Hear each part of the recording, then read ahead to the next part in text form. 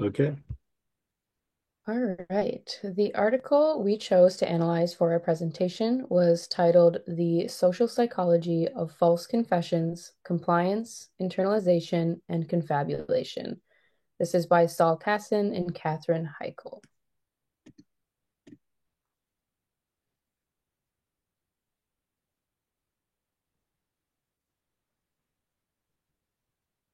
So the abstract of our study included things such as addressing the social dilemma that was the main focus of the study. It also included information about the participants of the study design, and the main objectives of the study itself. The social dilemmas being addressed in the article surround both legal and conceptual issues, such as how false confessions may come about. This includes different interrogation methods and different types of confessions, as well as what impact they have. The impact of false confessions includes, as studied in this article, compliance, internalization, and confabulation, as the title of the article suggests. The participants in the study were a sample of 79 undergraduate students, and the social issues were addressed in the study design by having participants complete either a fast or slow-paced reaction time task by pushing certain keys on a keyboard.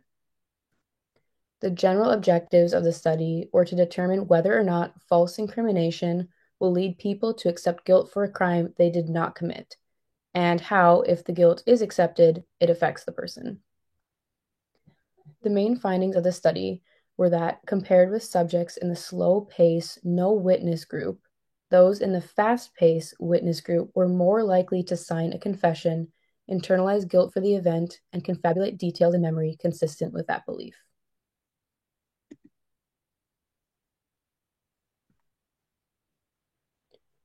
According to our article, the main hypothesis of the study was that the presentation of false evidence can lead individuals who are vulnerable to confess to an act they did not commit, and more importantly, to internalize confession and perhaps confabulate details in memory consistent with that new belief. And now for the why they did this study. Casson and Keiko's rationale was based on previous social psychology research that people were highly susceptible to external pressures, especially in stressful situations. And they looked at interrogations, and there's not a whole lot that's more stressful than interrogation. They looked at minimization and maximization, which is kind of looking at it as a good cop and bad cop. Minimization being kind of more focused on leniency, which is a technique where the detective lulls the suspect into a false sense of security by providing face-saving excuses, blaming the victim, and underplaying the charges.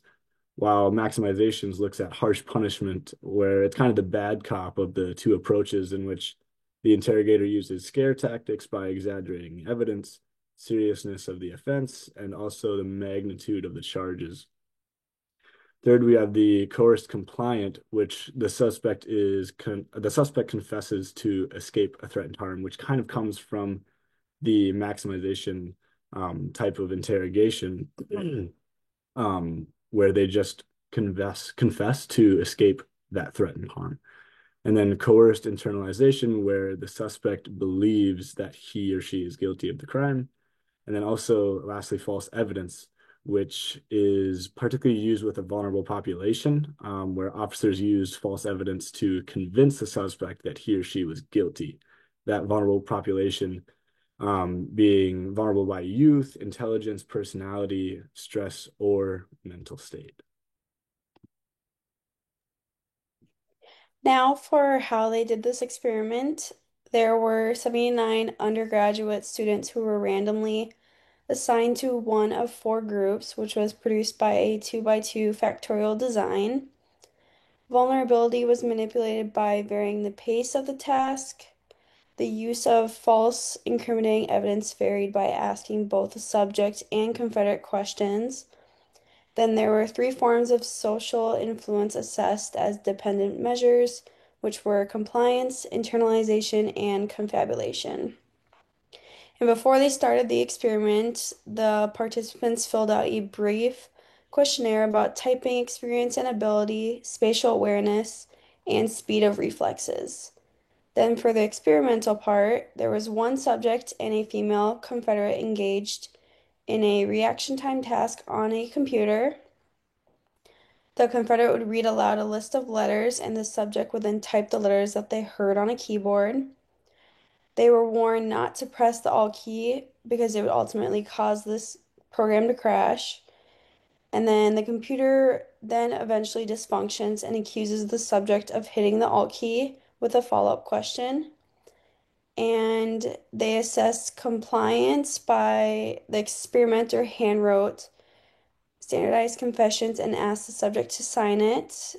To assess internalization, they recorded the way subjects described what happened after the fact to a second Confederate, specifically looking for any signs of internalized guilt.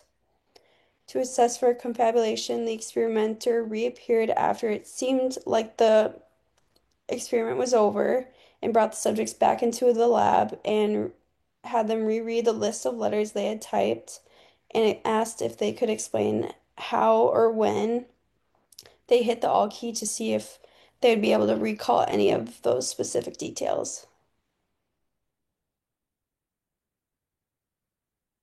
And then the results that were found in relation to the hypothesis were 69% of 75 subjects signed the confession. There were 28% expressed internalization and 9% confabulated details to support their false beliefs.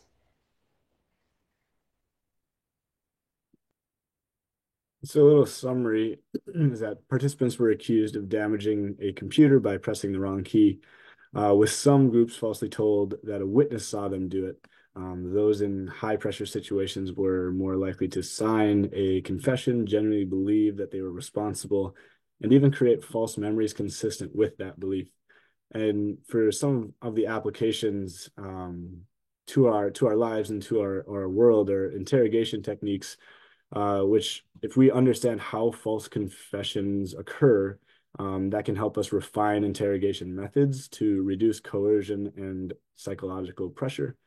There are also legal safeguards that we can do, which is basically just taking videos of the interrogation to assess the reliability of the confessions. We can also train on the signs, which is more focused towards legal professionals being trained on the signs of false confessions to avoid wrongful convictions. And then public awareness, which is just raising awareness to the public. It can lead to policy changes and better protection for vulnerable individuals during interrogations. Some of the limitations to this study was the generalization of the interactions between the experimenter subject and the Confederates. So looking at, was it the exact same every time between the experimenter and the subject and the Confederates? What was the language they used? Everything like that could change from interaction to interaction. And then the other limitation is that the study only experimented on intelligent college students with a scholastic aptitude test of over 1,300. So what does that look like for the general public? Age differences and also intelligence differences in different walks of life. And these are our resources.